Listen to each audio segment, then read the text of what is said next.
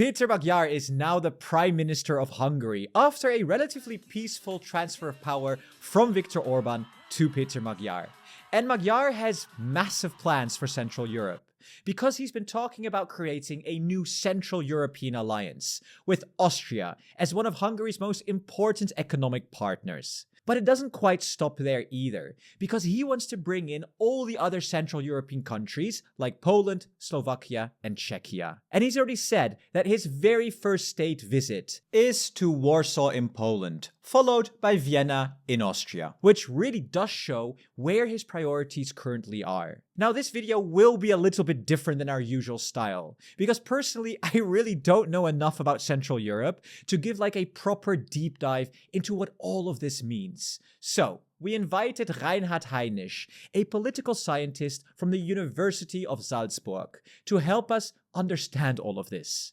And according to him, Magyar's strategy makes a lot of sense and can really make Central Europe a new power pillar within the European Union. Magyar right now is in a position of needing to break through and to sort of escape his isolation. However, if Magyar now were to completely embrace Brussels and look, I'm back, I'm joining the pro-Europe crowd, the problem would be that many of his voters are voted for him not because they didn't like Orban, well, or they didn't like Orban's policies, but they didn't like Orban's corruption, they didn't like the state of the economy. But they're not necessarily completely pro-European in that sense, or many of them are skeptical towards Europe. So Magyar has to sort of find an ally and has to break out of the isolation. And here Austria and his Central European partners can be very useful. But importantly, we have to really look at Central Europe today, because it's already full of alliances that currently overlap these regional blocs. And the biggest one is the Visegrad Group, made up of Hungary, Poland, Czechia, and Slovakia. Originally, the purpose of the group was to help these countries coordinate their transition into the European Union and NATO after the fall of communism. But over time, it has also become a platform for pushing regional shared interests inside of the European Union, on issues like migration, sovereignty, and energy policy. There's also another bloc called the Slavkov format, which includes Austria, Czechia, and Slovakia. This alliance is smaller and generally focused on more practical regional cooperation on things like infrastructure, transport, cross-border investment, and some economic coordination. But now, at a press conference earlier last month, Magyar proposed the merging of Visegrad Group and the Slavkov format. In other words, creating a broad Central European bloc that would stretch from Austria all the way to Poland and, of course, Hungary. And here again, it's sort of genius by Magyar because you can say, well, okay, there is the Visegrad Group. It's an alliance of Central European countries without Austria. That's Hungary, Poland, the Czech Republic, and Slovakia. Why not just use the Visegrad Group? However, a Visegrad Group includes Slovakia with the current leader Fico, who is sort of an Orban mold. He allied himself with Orban, is also a critic of the European Union, and Brussels doesn't trust him, sees him as very questionable democratic credentials. The Czech Republic also just has a new government under Babiš, also a populist radical right party. Unclear where the policy is going to be, particularly with respect to Russia. And Poland is pretty divided right now. They have a more liberal government, but a very, very right-wing or conservative president. So if Magyar, who ditched Orban, now joins this group of three countries, wouldn't critics say, but now you're forming an alliance with three other Orbanites or potential Orban cases. So is that really something you want to do? And I think by adding Austria to it, it avoids that impression.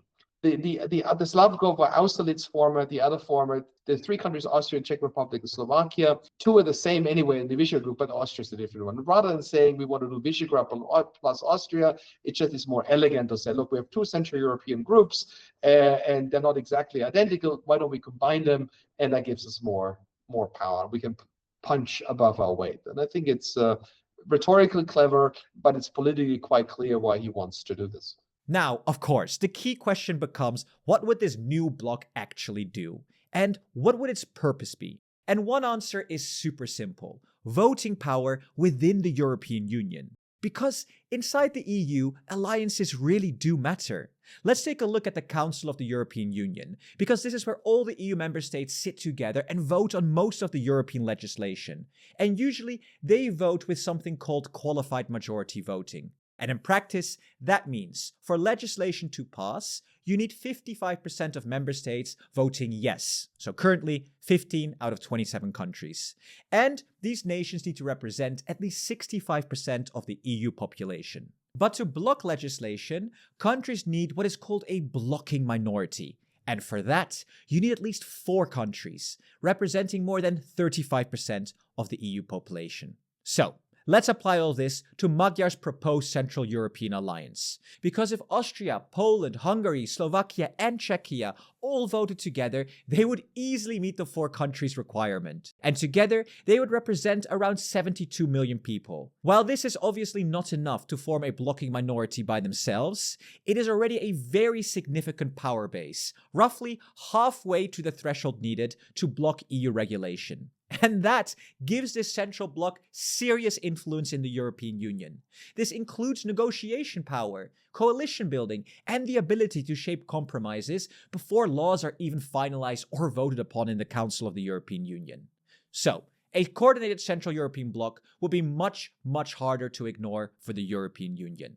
And of course, that wouldn't even be the only purpose of this new group. The way Magyar describes it is not sort of an EU within the EU, but the nature of the alliance, I think it's not a new EU or something that's parallel to the European Union or meant to weaken the European Union. I think he conceives of this as a power multiplier inside the EU. And this brings us to another key purpose: pursuing shared interest.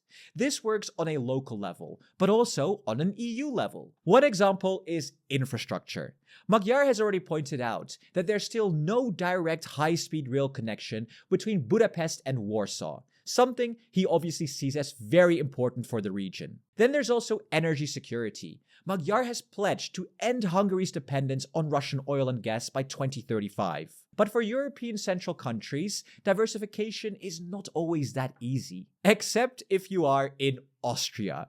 Because I didn't know this either, but Austria is apparently one of Europe's most advanced countries when it comes to renewable energy. And it's also described as the Alpine battery of Central Europe. Its electricity mix is dominated by hydropower, followed by wind and solar energy. And remarkably, only a very small share still comes from fossil fuels. And this is where things get interesting, because Austria's hydropower plants basically act like a giant battery for Central Europe. And this creates huge opportunity for regional cooperation, because Austria's hydropower plants can help stabilize a wider Central European energy grid. For example, when there's no sun or wind in Hungary, Austria can send hydro-stored electricity across the border to stabilize supply.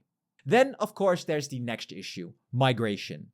And the issue where Orban, of course, most famously clashed with Brussels. And honestly, Magyar does not see that so differently on migration itself. He also wants stronger borders. But the big difference here is the strategy. Because Orban tried to fight Brussels alone, Magyar is doing the opposite and saying, why do all of this alone when half of Central Europe already agrees with you? Countries like Austria, Slovakia, and Poland have very similar views on migration. And border protection is expensive. So instead of Hungary constantly acting like the angry outsider, Magyar seems to want a Central Europe to act together and say, look, EU, we are protecting the external border, so help us pay for it. So yeah, this bloc could create some tension with Brussels, especially, of course, migration. So I asked Professor Heinisch directly, is Magyar ultimately good for the European Union? I would say absolutely yes. And Okay. not so much in terms of what he will do, but also what could have happened in terms of opportunity cost. Or in terms of the damage that could have happened. And we have to see this in a much larger context of the United States. I mean, Orban was obviously a template for the project 2025 in the US and the Trump takeover. And Orban had this sort of function of connecting the American right, the South American right, the East European right, and different strands of the populist radical right in Europe. That Magyar is not Orban and clearly different, and is very positive. I don't think Magyar is a liberal, or will find him on the strong Europhile side, but I think Magyar is interested in rule of law and is interested in normal economic relations with other countries in Europe, and not in engaging always in extraction and blackmail in some ways. So, those are Magyar's plan for Hungary and Central Europe. And in the coming months, we will see whether he will actually bring together the Visegrad Group and the Slavkov formation into a real Central European bloc, one that votes together more often inside the EU and pushes for these shared regional interests. This is what I think. I have to say, the more I hear and read about Peter Magyar, the more I'm actually starting to like him. I mean, he's obviously miles ahead of Orban already, because Orban blocked everything, and Peter Magyar seems a lot keener to actually work with the European Union. And when it comes to the Central European bloc, I actually think it makes a lot of sense, because it would give these countries a lot more power within the EU, and it would also get their regional interests a lot more representation in the European Union. And this has multiple advantages. Of course, it brings Central Europe forward with infrastructure and all of the projects they're currently undergoing. But secondly, I think it will also help fight Euroscepticism. Because if people feel that they are represented more or better on the European level, then they might also grow more positive about the European Union, which of course is a great thing. And I don't think that this group will be a thorn in the EU side, like Orban was. I think they'll just simply be fighting for the issues that matter to them, which is fair. We have lots of groups in the EU fighting for their issues. Just look at the Frugal Four, who are always about better spending. Or look at Benelux, they also represent their interests. And France and Germany, whenever they agree on something, that's a pretty powerful force to contend with.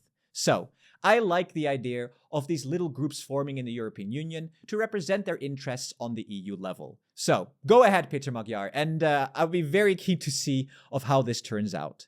Thank you so much for watching.